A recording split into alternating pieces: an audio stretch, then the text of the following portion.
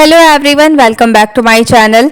इस वीडियो में हम लोग पंडित सुंदरलाल शर्मा प्री डीएलएड के साइंस के जितने भी क्वेश्चन एग्जामिनेशन में आए थे उसका एग्जैक्ट आंसर देखने वाले हैं। तो यहाँ से आप चेक कर सकते हैं कि आप लोगों का कितना नंबर आ रहा है। साथ ही सबसे इंपॉर्टेंट थिंग, आई बटन पे आपको एक लिंक शो हो रहा है, उस पर आपको क्लिक करके हिंदी और इंग्लिश का भी चेक कर लेना है कि सही आंसर कौन सा है। उसमें मैंने एक एक करके हिंदी और इंग्लिश दोनों का ही बताया हुआ है आंसर, तो वहां से भी आप चेक कर सकते हैं। आज की वीडियो में हम साइंस के जितने भी क्वेश्चन आपके एग्जामिनेशन में आए हैं उसका आंसर देखने वाले हैं। यहाँ पे देखिए क्वेश्चन नंबर 81, फॉर्मेलिन में फॉर्मल्डिहाइड का प्रतिशत कितना होता है? 30%, 40%, 45% या 55%। इंग्लिश में देख लीजिए, what percent of formaldehyde is there in formalin. यहाँ पे ऑप्शंस गिवन है 30%, 40%, 45% या फिर 55%। तो इसका सही ऑप्शन है ऑप्शन नंबर सी, 45%। फॉर्मेलिन में फॉर्मल्डिहाइड का 45%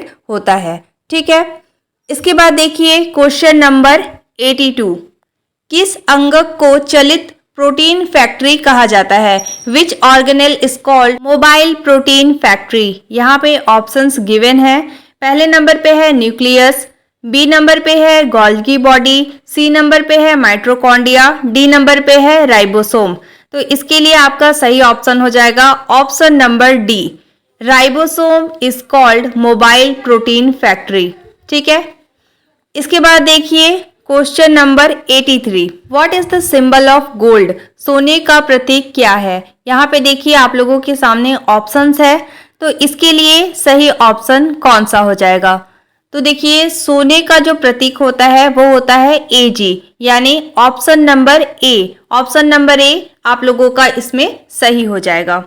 ठीक है, इसके बाद देखिए क्वेश्चन नंबर 84, कार्बन डेटिंग से किस चीज का सही पता लगाया जाता है? तो देखिए इसके लिए कई आप लोग आंसर्स देखे होंगे कार्बन का, तो अलग अलग आप लोगों को अलग अलग आंसर बताया गया होगा। बट इसमें देखिए कई ऑप्शंस हैं, कोयला भंडार, पेट्रोलियम भंडार, समुद्र की गहराई और पृथ्वी की आयु। तो इसके लिए आपका जो सही ऑप्शन हो जाएगा वो होगा ऑप्शन नंबर डी, पृथ्वी की आयु का कार्बन डेटिंग से पता लगाया जा सकता है। ठीक है, तो ये आप लोगों का सही ऑप्शन हो जाएगा इसके अकॉर्डिंग। ठीक है, इसके बाद देखिए क्वेश्चन नंबर 85, हेपेटाइटिस बी में कौन सा अंग प्रभावित होता है? यहाँ पे देखिए ऑप्शन है हार्ट, आई, लिवर, स्प्लीन। तो इसके लिए आपका सही ऑप्शन कौन सा हो जाएगा? तो इसके लिए आपका सही ऑप्शन हो जाएगा ऑप्शन नंबर सी, लिवर, यानी इसे हम हिंदी में बोलते हैं यकृत। ठीक है, इसके बाद देखिए क्वेश्चन नंबर 86, वयस्क मनुष्य के शरीर में रक्त का निर्माण कहाँ होता है? आपके पास ऑप्शंस है बोन मैरो, हार्ट, लंग्स या स्पाइनल कॉर्ड। तो ऑब्वियस सी बात है बी, सी और डी इसका सही आंसर नहीं है। इसका सही आंसर है option number B, bone marrow में आप लोगों का ब्लड फॉर्मेशन होता है। ठीक है, इसके बाद देखिए क्वेश्चन नंबर 87, रक्त स्कंदन के लिए किस विटामिन की जरूरत होती है? Which vitamin is necessary for blood clotting. तो आपको पता होगा ब्लड को क्लोट करने के लिए आप लोगों का विटामिन के, ठीक है, विटामिन के जो होता है वो नेसेसरी होता है। तो आप लोगों का सही आंसर होगा ऑप्शन नंबर डी, विटामिन के। ठीक है, नेक्स्ट है क्वेश्चन नंबर 88, इनमें से कौन सी सदिश भौतिक राशि है? Which one of this is a vector quantity. तो देखिए वेक्टर क्वांटिटी क्या होती है? जिसमें मैग्नीट्यूड प्लस डायरेक्शन होता है। यहाँ पे ऑप्शंस में देखिए बी नंबर पे लिखा हुआ है स्पीड यानी गति, तो इसमें आप लोगों का मैग्नीट्यूड होता है बट डायरेक्शन नहीं होता है। फिर है दूरी यानी डिस्टेंस, इसमें भी मैग्नीट्यूड होता है बट डिस्टेंस आप लोगों का डायरेक्शन आप लोगों का नहीं होता है। इसके बाद देखिए डी नंबर पे है घनत्व, इसके बाद देखिए डेंसिटी, तो ये बिल्कुल डिफरेंट है। ऑप्शन नंबर ए यानी कि आप लोगों का फोर्स, बल, ये आप लोगों का सही आंसर हो जाएगा बिकॉज इसमें आप लोगों का मैग्नीट्यूड प्लस डायरेक्शन होता है और ये आप लोगों का वेक्टर क्वांटिटी है। ठीक है, क्वेश्चन नंबर 89, निम्नलिखित में से कौन सा एसआई मात्रक नहीं है? यहाँ पे देखिए ऑप्शंस है कूलाम, न्यूटन, ओम और डोम।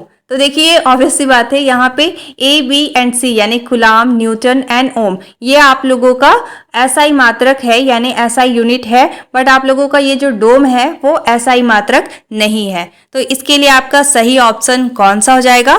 ऑप्शन नंबर डी, डोम। ठीक है, इसके बाद देखिए क्वेश्चन नंबर 90। किसने अम्ल और क्षार की वैज्ञानिक परिभाषा दी है? फ्रीडल क्राफ्ट्स, बोस्टेड लॉरी या फिर गिब्स हेल्महोल्ट्ज। डी नंबर पे है हार्डी सुल्ज। तो बताइए इसका सही आंसर कौन सा हो जाएगा? इसके लिए आपका सही ऑप्शन है option number B, Bronsted Lowry. इन्होंने अम्ल और क्षार की वैज्ञानिक परिभाषा दी हुई है। ठीक है, तो ये आप लोगों का इजी क्वेश्चन आया हुआ था। अगर आप साइंस का अच्छे से प्रिपरेशन किए होंगे तो आप लोगों से ये सॉल्व हो गया होगा। इसके बाद देखिए क्वेश्चन नंबर 91। दाद एक प्रकार का ब्लैंक है। Ring worm is kind of, क्या है आप लोगों का ये? हेलमेंथिस है, प्रोटोजोआ है, फंगस है या फिर बैक्टीरिया है? तो इसके लिए आपका सही ऑप्शन कौन सा हो जाएगा? Option number C, fungus. दाद एक प्रकार का फंगस है। ठीक है, इसके बाद देखिए question number 92। Clover leaf model का संबंध निम्नलिखित में से किससे है? डीएनए, टीआरएनए, टेंडुलिफ या फिर टी लीफ। तो बताइए इसके लिए आपका सही ऑप्शन कौन सा हो जाएगा? हिंदी में भी देखिए डीएनए, टीएनए या फिर बीड़ी की पत्ती, चाय पत्ती। तो बताइए इसके लिए आपका सही ऑप्शन कौन सा हो जाएगा? Option number B, tRNA. ठीक है, इसके बाद देखिए क्वेश्चन नंबर 93। हाथी पांव का कारक जीव कौन सा है? हाथी, गधा, फंगस, हेलमेंथिस। तो इसका सही आंसर कौन सा हो जाएगा? Option number D, helminths. ठीक है, इसके बाद देखिए क्वेश्चन नंबर 94। एक जूल कितने आर्क्स के बराबर होता है? यहाँ पे आप लोगों के सामने ऑप्शंस गिवन है 10 की पावर 9, 10 की पावर 8, 10 की पावर 7 या 10 की पावर 6। तो इसका सही ऑप्शन कौन सा हो जाएगा? ऑप्शन नंबर सी, एक जूल में 10 पावर 7 जूल होते हैं। ठीक है, इसके बाद देखिए क्वेश्चन नंबर 95। रेडियोधर्मिता की खोज किसने की थी? Who had discovered radio activity? तो देखिए यहाँ पे ऑप्शंस है हेनरी बेकरेल, सेकंड नंबर पे है रेस्ट हेनरी, सी नंबर पे है रदरफोर्ड, डी नंबर पे है मैक्स प्लांक। तो इसके लिए आपका सही ऑप्शन कौन सा हो जाएगा? Option number A, Henri Becquerel. इन्होंने रेडियोधर्मिता की खोज की थी। ठीक है, इसके बाद देखिए क्वेश्चन नंबर 96। इनमें से कौन सी निष्क्रिय गैस नहीं है? तो यहाँ पे नहीं बताना है कि कौन सी निष्क्रिय गैस नहीं है।